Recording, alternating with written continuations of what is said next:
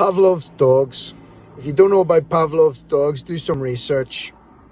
There was a guy who did some experimentation on conditioning. And what he did was he fed dogs a little piece of food. And when he fed them the food, he rang a bell. So the dog associated the bell ringing with getting food, and they began to salivate.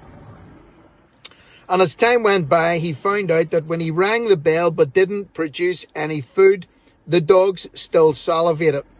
They were conditioned. They had a conditioned reflex to the sound of that bell.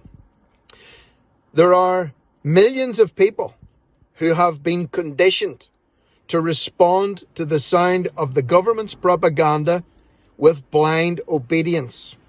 Even when they tell them they don't need to wear masks anymore in public places, it's not mandatory anymore. It's not mandatory to wash your hands and social distance. They continue to do it. They have been conditioned to do it. And I don't know, excuse me, if this conditioning will ever be broken, or even if these people want to be free.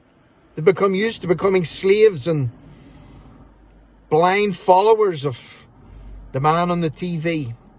Quite depressing, but what are we going to do about it? Justin Trudeau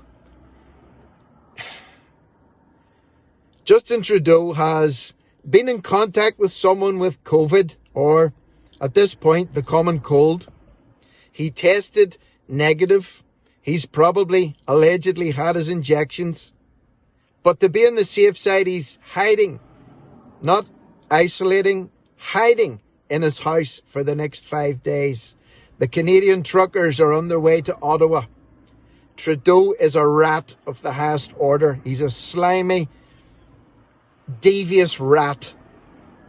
World Economic Forum puppet. And he's spineless. He's hiding in his house.